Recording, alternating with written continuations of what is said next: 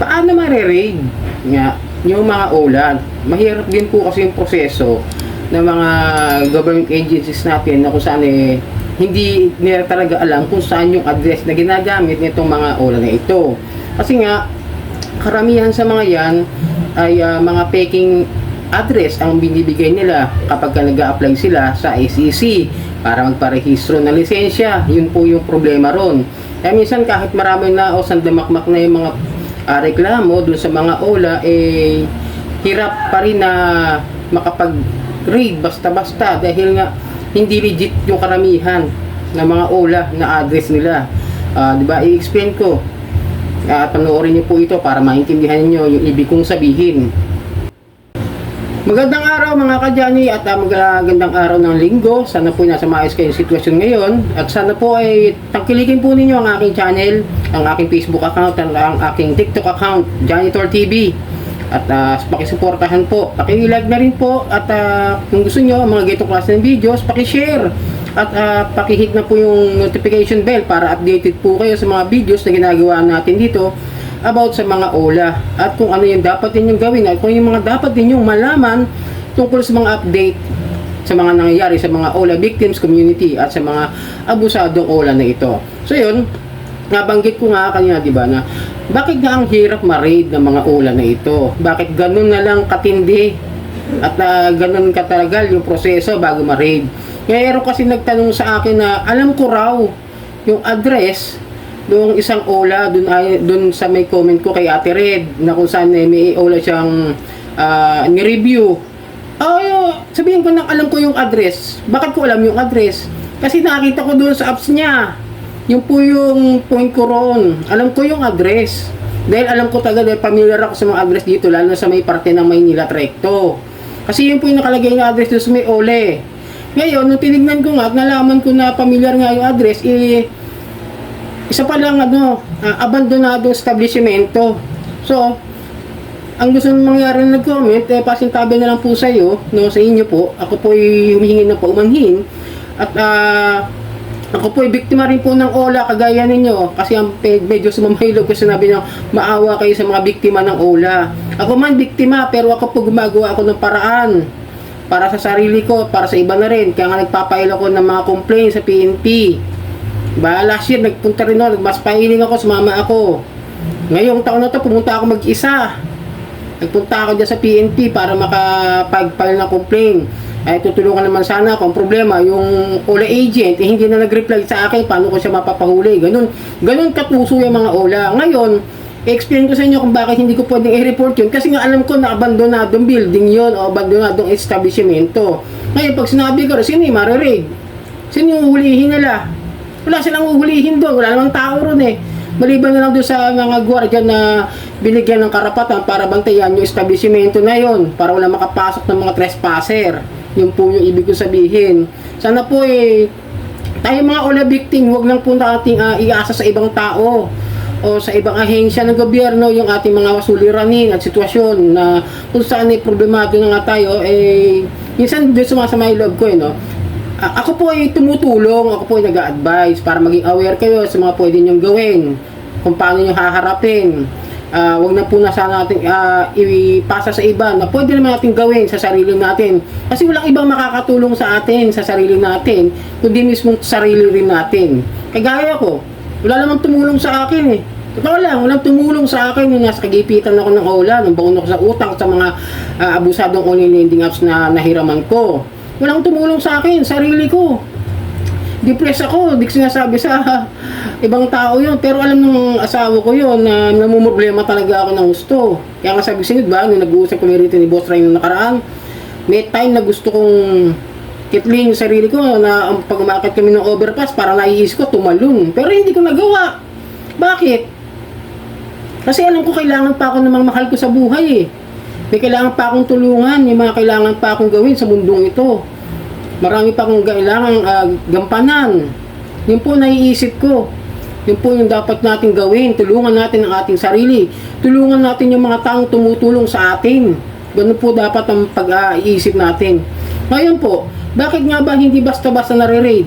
Pinauna ko lang po yung aking sentimiento. Kasi minsan, hindi na ako natutuwa sa mga komento na parang kasalanan ko pa kung bakit kayo nakagautang dyan. Minsan may ganun ako nakukuhang comment eh.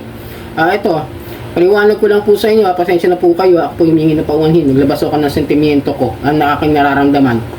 Ito po kasi yan, ito nga sinabi ko sa inyo, hindi lahat po kasi ng mga OLA nagbibigay ng mga tamang address, hindi po sila talaga nagbibigay ng mga legit na mga tawag doon, ng mga dokumento sa SEC. Kaya minsan nakakapagtaka rin kung bakit pinapayagan nila at hindi muna sila nagsasurvey o pinupuntahan yung address na yan na kung saan binibigay na. Katulad, example ko sa inyo, yung na-raid last year, si Bali Loan, diba? Saan po siya na-raid? Sa Makati, sa Salcedo Village. Pero oras na tignan nyo yung all apps niya, yung as about info, pakita ko sa inyo, ito. Pakita ko sa inyo na, ganito po mag-research para magkaroon kayo ng ideya, para kahit paano nagkakaroon kayo ng knowledge about sa mga OLA, kung bakit hindi basta-basta nare-read yung mga yan. Ito, maglalagay ng address.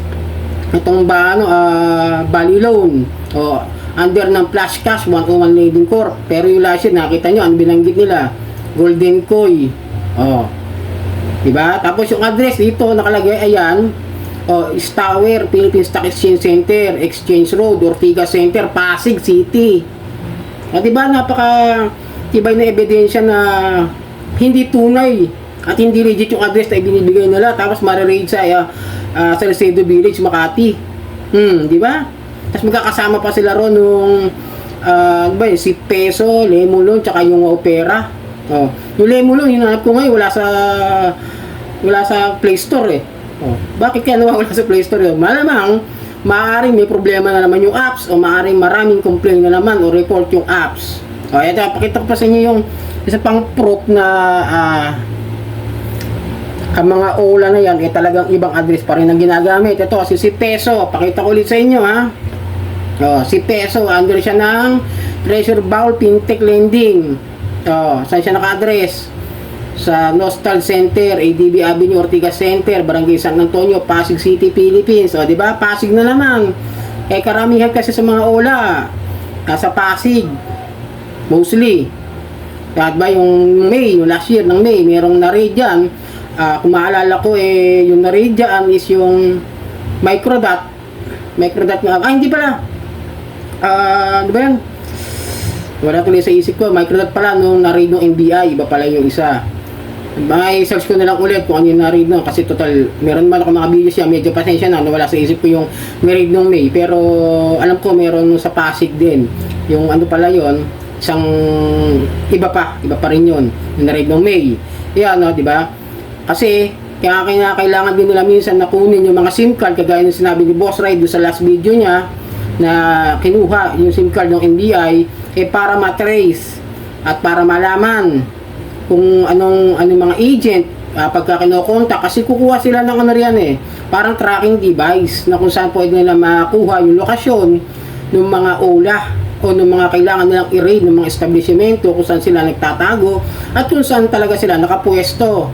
Ganun po, kaya minsan kailangan natin magbigay ng mga ganyang impormasyon at wag din po tayong sabi ko kasi wag po tayo puro rant, wag tayo puro reklamo lang sa social media.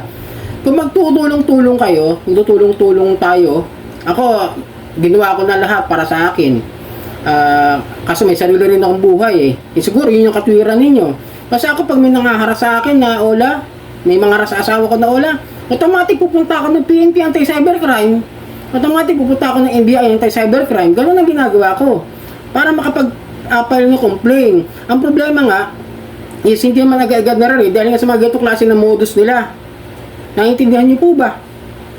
Kaya nga po pinapaliwanag ko po sa inyo ng maayos at malinaw. Nilalakasan ko lang yung boss ko dahil sabi nung nakaraan, mahina naman yung boses ko.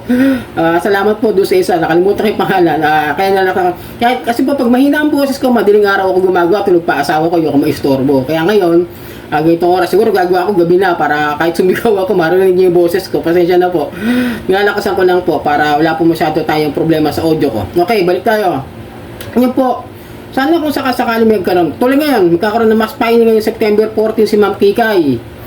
Kung gusto niyo po mag-file ng complaint, pwede po. At para maharap po nila at maharap ninyo yung kanyang mga reklamo diyan sa PNP Anti-Cybercrime. kasama si Ma'am Kikay, kasama yung mga biktima ng OLA na gusto mag-file ng complaint, ng formal complaint, magdala po kayo ng tinatawag na mga screenshot, pa-print po ninyo yon lahat ng mga ginawa sa inyo, lahat ng harassment na ginawa sa inyo, sa email man yan, sa text man yan, sa messenger nyo, sa mga spam messages nyo na ginawa kayo ng GC, sa mga comment, yung mga picture na nakita nyo, katulad yung ginawa ko nung nakaraan na may mga binigay ko sa inyo, baka nandun kayo sa all agent na nagpo-post, tignan nyo. So sa FB ninyo, tignan nyo, baka meron kayo na post na kayo. So siyempre cyber libel na po yun. Pwede na po kayong sumama sa mass filing sa September 14. Ina-announce po naman po ni Ma'am Kikay po yun, para kung sakaling gusto nyo umaten at dumalo at gusto nyo i-complain yung inyong problema dyan sa mga abusadong OLA, pwede po kayong sumama dyan. Lahat po ay imbitado kung nais nyo po magkaroon ng katarungan dyan sa mga mapang-abusong OLA na kung saan minsan may mga hindi naman nangutang. Katulad ko, di ba? This year, nakaranas nga ako nangutang doon sa isang OLA na yun, tapos sinisingil ako. Napakatindi. Anong nangyari? Nung napunta ako ron, okay naman. Nagkaintindihan kami ng investigador. Napapainan namin. Kaya nga nagfile ako ng complaint. Papainan namin na buyo-buyuin ko para magbigay siya ng address kung sakali. Ipapadala ko yung pera sana sa Palawan. Ang problema, hindi nagre-reply. Sabi ko kasi, sa Palawan ako papadala. As in talaga kukunin niya right on the location ng Palawan na kung saan siya pupunta, di ba? Ang problema, tuso rin eh. Hindi nag-reply, siguro nakatunog na o kaya napanood na yung mga videos ko na nalaman niya na ako pala talaga pumupunta ng PNP. Di ba? Yun po yung advantage sa pagpunta sa PNP. Ngayon, kung sinabihan man kayo ng mga pulis dyan, ng mga investigador na magpalit nila kayo ng SIM, yun na lang po sundin ninyo. Kasi nga po, nahihirapan po sila sa mga ganitong klase. Pagdating kasi ng kaya kagaya yung sinabi namin ni Boss Rai, intro boys, sa simula lang. Sabi siya, tuloy nyo ako kung nahuli yun, i-trap namin, di makakahuli ako ng isang OLA, di ba? Di nakapagbawas tayo, tutuluyan ko talaga siya. Talaga re-reklamo ko siya. Hanggang sasampahan ko ng kaso. Hindi kasi po, pwede naman yan direct filing sa korte, tapos ito naman ginagawa ng OLA Victims Community ni Ma'am Kikay is complaint para sa mga ahensya na yan, proper complaint o complaint affidavit. Bibigay din kasi kayo na statement doon kung kailan kayo nagsimula na mangutang dyan at anong nangyari sa inyo, kung bakit kayo nakapangutang. May ganun kayo may ganun ipasusulat sa inyo. Yun yung statement of complaint na pipirmahan nyo doon sa PNP once na sumama kayo sa mass filing sa September 14. So yun mga kadyaan, sana naiintindihan ninyo na hindi po ganun kadali. Katulad yan, mga naninilang yung mga address na ibinibigay ng mga OLA, kaya minsan mahirap talaga silang ma-read. Kaya sana intindihin nyo rin na hindi basta-basta. Kailangan din kasi yung kooperasyon nating mga OLA victim. Once nagkaroon kayo ng problema, huwag nyo sarilinin. Huwag kayo mahiya, huwag kayo matakot. Harapin nyo yung napasok nating problema. Ako hinaharap ko talaga. Kaya ata mo ngayon, hindi na ako OLA victim. OLA survivor na ako. Kaya ko na silang harapin. Kaya kung makapag-dialogo, kung gusto nila ng settlement, papayag ako. Basta sa korte. Di ba? Gusto mo sa korte. Kasi puro sila text. Puro sila paniningil ng may harassment. Puro sila paniningil ng mga pagpupost sa FB. Di ba? Paano ko sila babayaran ng ganun? Lugi ako. Nagbayad ako. Naharas na ako. Nagbayad pa ako. Harap tayo sa korte. Yun lang ang magiging pinaka-advice ko sa inyo. Kaya huwag kayo nagpapatakot dyan. Mayroon tayong due process para sa ating mga reklamo. Bayaran natin sila sa harap mismo ni judge. Tapos harapin din nila yung kasong isasampa natin sa kanila. Ganun po yung aking mindset sa mga ganyang klase ng mga pang-abuso ng mga OLA. Wala ako sinasabing huwag bayaran Ang sinasabi ko, kung gusto nyo bayaran, magharap sa korte. Tapos tsaka magpapalit na ng mga complaint ng mga kriminal sa kanila. Dahil nga sa mga paglabag nila sa unfair debt collection practices na ginagawa ng mga yan. So yan mga kadyang, ito po muna tayo ngayon. Sana po yung nakatulong ang aking video. At uli, pasensya na po. At medyo naglabas ako sentimiento. Kasi talagang sumama yung loob ko na parang kasalanan ko minsan yung pinopost sa akin. Minsan na automatic na bubura pag may mga na may mga hindi maganda talagang komento sa akin. Medyo tanggap ko naman yung mga criticism. Okay lang naman sa akin, wala problema.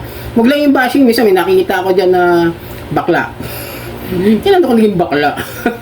Yung mga talagang below the belt. Talagang below the belt yung natatanggap ko. Pero nabubura naman agad kasi pero isa na screenshot ko pa rin yung mga ko dyan. Pero maraming salamat pa rin po sa patuloy na pagsuporta at pagtangkilig dito sa aking channel.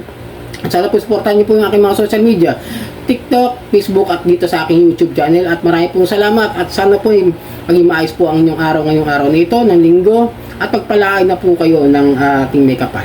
Maraming pong salamat.